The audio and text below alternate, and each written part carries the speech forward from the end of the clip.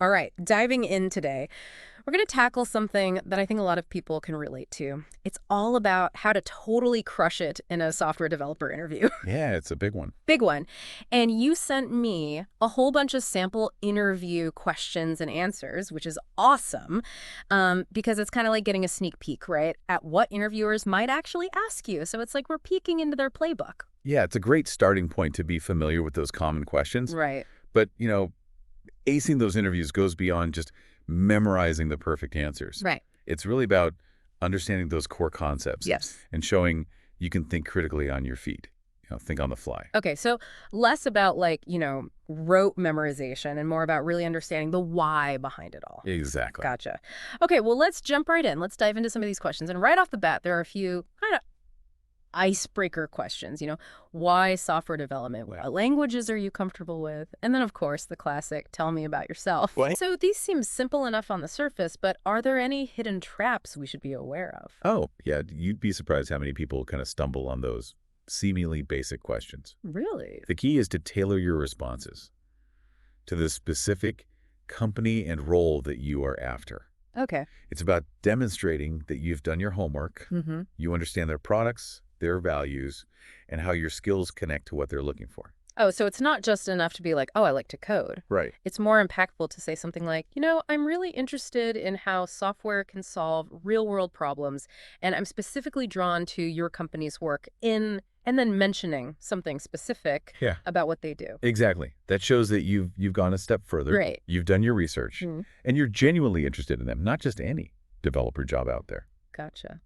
And so speaking of specifics, the sample answer that you sent over mentions being proficient in Python, Java, and JavaScript. I'm assuming these are all pretty relevant in today's tech world. Absolutely. Right. Yeah, those are all super relevant, so it's great that you're comfortable with those. Okay, good. Now let's get into something, I guess, a little bit meatier. Yeah. There's a question about object-oriented programming, or OOP, and the provided definition, it describes it as a way of programming based on objects containing data and methods.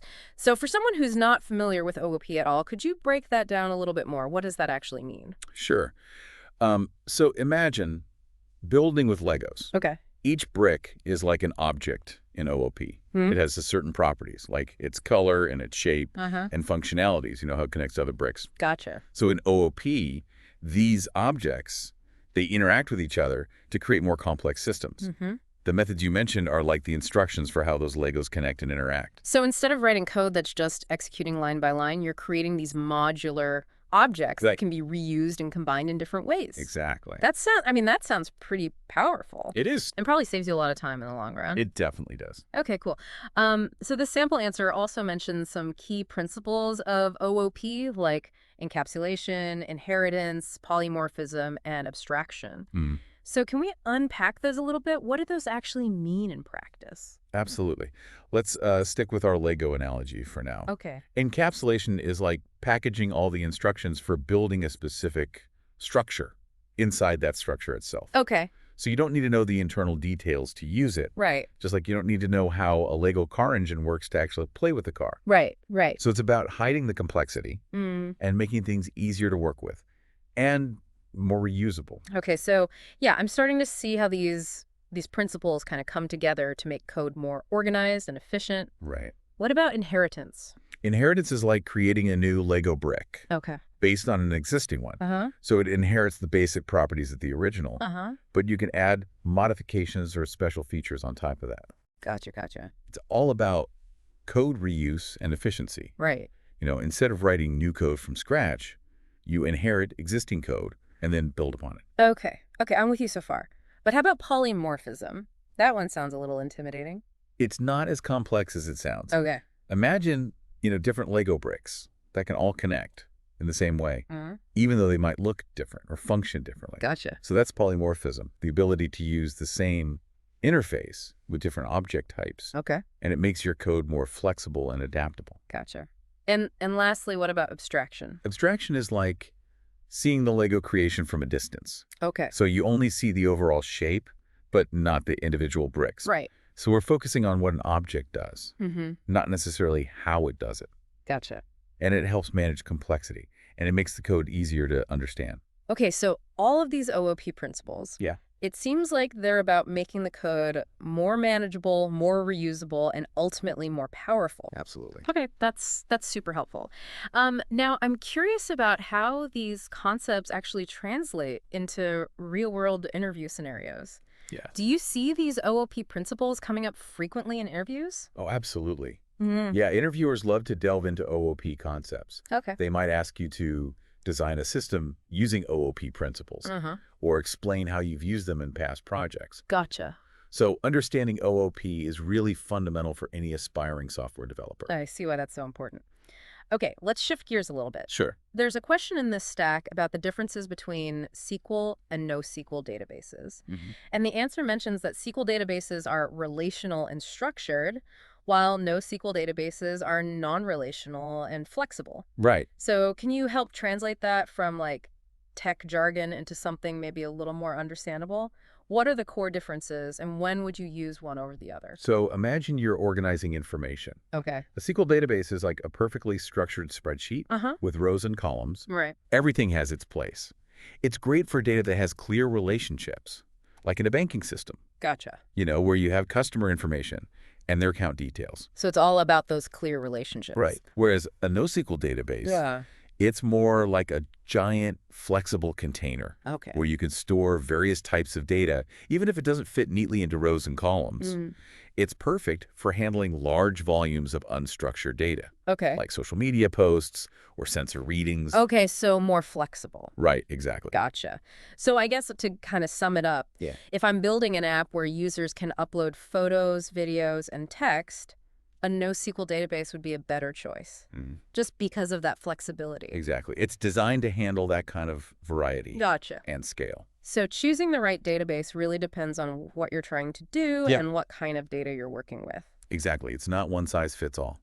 Okay, this is great. I'm already feeling a lot more confident just talking through this. Let's move on to another question that I think trips a lot of people up, which is code optimization. So the sample answer throws around terms like time complexity and efficient algorithms. Right. Is this where having like a really strong computer science background Yeah. really comes in handy? It definitely helps. Okay. But, we can break it down. Imagine you have a recipe for baking a cake. Yeah. You could follow the instructions exactly, or you could find ways to streamline the process to make it more efficient, Right. like prepping the ingredients beforehand Uh-huh. or using a stand mixer instead of whisking by hand. Okay. So that's kind of like code optimization. Gotcha.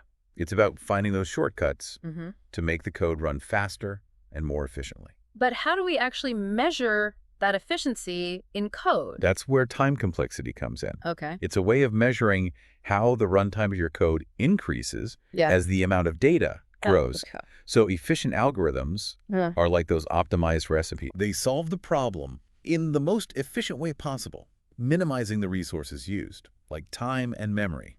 So it's not just about making it work. It's about making it work smartly. Exactly. Okay, I like that. Yeah. This sample answer also mentions using appropriate data structures. Right. How does that factor into optimization? So choosing the right data structure for a problem. Okay.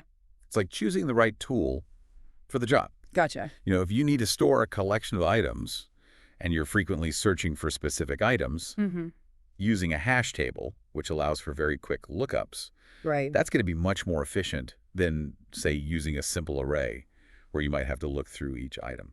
Okay, so it sounds like, really understanding those nuances can make a big difference in how well your code performs, especially when you're dealing with these massive amounts of data. Absolutely, yeah, especially as the data scales. Okay, what about version control? We've got a question in here about using Git, which, I'll be honest, sounds a little sci-fi to me. It might sound futuristic, but it's actually a fundamental tool Okay, in modern software development. gotcha. So think of it like a time machine for your code. Okay, It keeps track of every change that you make, allowing you to revert to previous versions, experiment with new features without breaking the main project, and it lets you collaborate with others seamlessly. okay. Starting to make a little bit more sense. Why is Git so popular in the development world? It's the industry standard for version control because it makes collaboration so much easier. Okay. Imagine you're working on a big project with other developers. Mm-hmm. Everyone's making changes simultaneously. Right. You could quickly become a chaotic mess without a system like Git to track those changes and merge them together smoothly. Okay, so it's not just about keeping track of your own changes. Right. It's really about facilitating teamwork Yeah, in a collaborative coding environment. exactly. I can see why that would be essential in a real job setting. Absolutely. The sample answer also mentions branching as a key feature. Yeah. What does that mean in the context of Git? So think of branches like parallel universes for your code. Okay. You can create a separate copy of your code base to experiment with new features or fix bugs without affecting the main project. Right. So it's like having a safe space to try out new ideas Gotcha. and then merge those changes back into the main project when you're ready. So again, it sounds like kind of a game changer for managing these complex projects. Absolutely, yeah. And collaborating effectively. Hmm. Okay, so I'm starting to understand why mastering Git is so important Yeah. for anyone who wants to be a software developer. Right. Are there any other version control systems out there? There are others like SVN, which was popular in the past. Okay. However, Git's just its distributed nature, Uh-huh. its branching model, and its widespread adoption have made it kind of the go-to choice for most developers and companies these days. Okay, so it's good to know the landscape even if one kind of dominates. Okay, I think we've laid a really good foundation with these fundamental concepts. Yeah, absolutely. Let's start to dive into some of these problem-solving and algorithm questions. Sounds good to me. Let's do it. All right, let's get into it. All right, so problem-solving and algorithms. Here's a classic. How would you find the largest number in an unsorted array? I kind of vaguely remember this from my intro to programming class, but a refresher would be great. Sure. Yeah, it's a fundamental problem. And it actually has a pretty elegant solution. Okay. So the Python code you sent basically iterates through the array, comparing each number to a variable that stores the current largest number found. Okay. If a larger number is encountered, we update that variable. And at the end of the loop, you're left with the largest number. So essentially, it's a very systematic approach Right. to comparing and finding the maximum value. Exactly. Okay, makes sense. Now, this next one is a little bit more complex, I think. It asks about the time complexity of binary search. And the answer mentions O log n, which sounds pretty technical. Yeah, it is a bit technical, Okay. but understanding time complexity is crucial for writing efficient code. Okay. So binary search is incredibly efficient, especially when you're dealing with large data sets. Imagine searching for a word in a dictionary. Oh. Instead of flipping through every single page. Right. You open it in the middle and you see if your word comes before or after. And you keep dividing the search space in half until you find your word. So it's that whole divide and conquer type of strategy. That's it, yeah. And O log n basically means that the number of steps it takes to find what you're looking for increases a lot slower than the size of the data. Precisely, yeah. Gotcha. That's why binary search is so powerful, especially for those large data sets. Okay. In contrast, if you were to just search through each item in a list one by one, Yeah. that would have a time complexity of O log n, Right. meaning the time increases linearly with the data size. Okay, I'm starting to see the difference. Yeah. Efficiency really matters. It does, especially when we're talking about those large data sets. Absolutely. What about this question about handling errors in code? The sample answer, it talks about exception handling and try-catch blocks. Right. I'm guessing this is all about preventing those program crashes? Yeah, you're right. No matter how good you are at coding, errors can happen. Of course. You know, maybe the user enters invalid data, a file is missing, or the network connection drops. Right. Exception handling is like setting up safety nets Okay. to catch those errors gracefully.